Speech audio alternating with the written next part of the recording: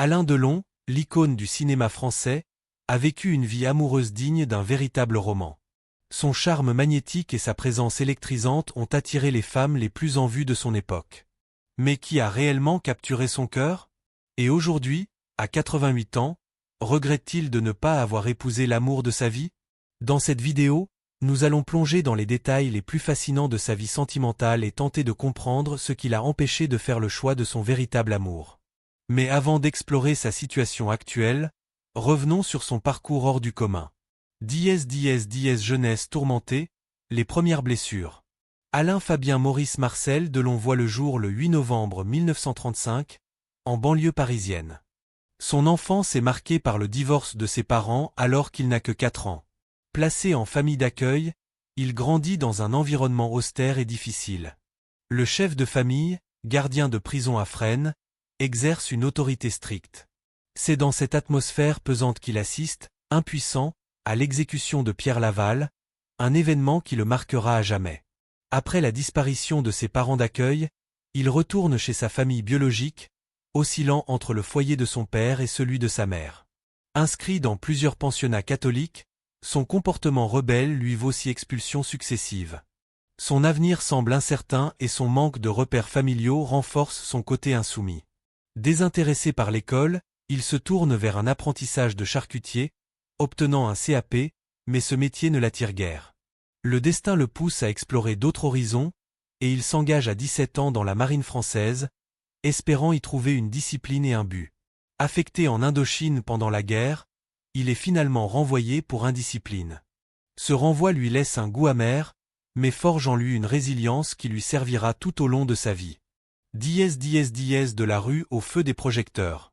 De retour en France, sans ressources ni avenir clair, Alain Delon enchaîne les petits boulots, débardeur aux Halles, serveur dans un café près des Champs-Élysées.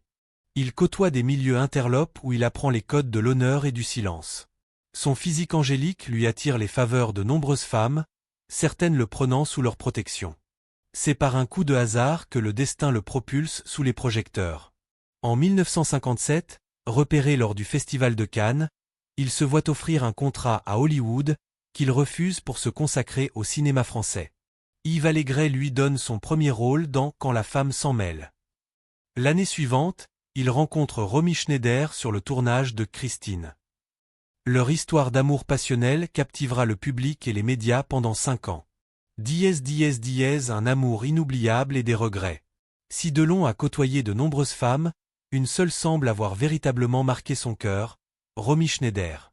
Leur relation tumultueuse prend fin en 1964, mais leur attachement mutuel ne s'est jamais dissipé. En 2018, Delon confesse que Romy était l'amour de sa vie et en 2009, il exprime des regrets de ne pas l'avoir épousée. Après leur rupture, il multiplie les relations, notamment avec Nathalie Delon, avec qui il aura un fils, Anthony.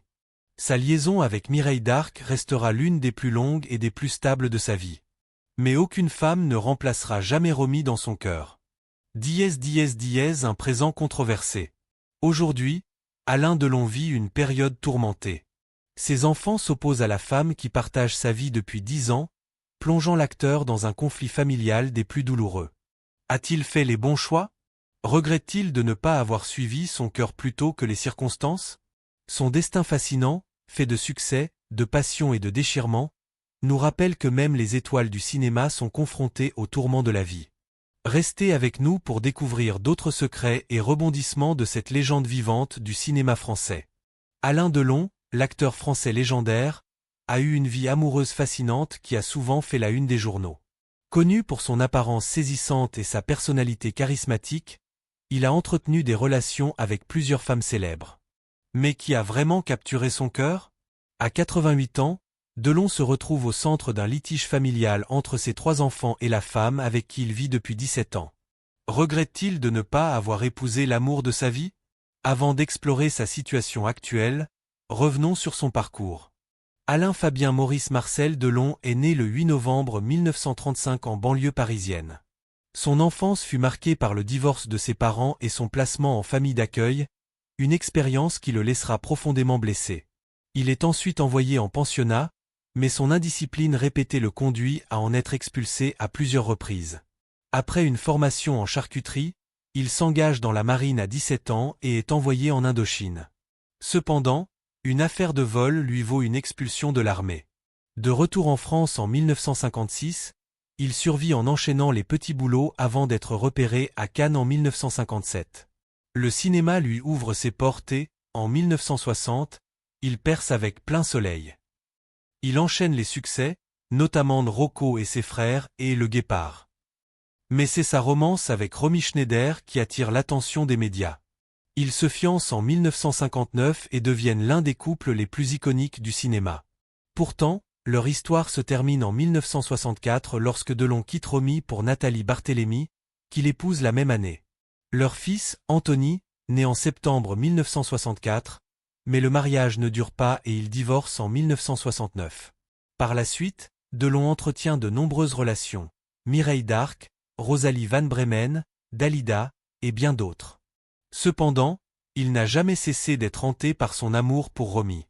En 2018, il confie « Romy était l'amour de ma vie ». Romy Schneider, de son côté, a connu une vie tragique. Après sa rupture avec Delon, elle se forge une brillante carrière en France et remporte 2 Césars.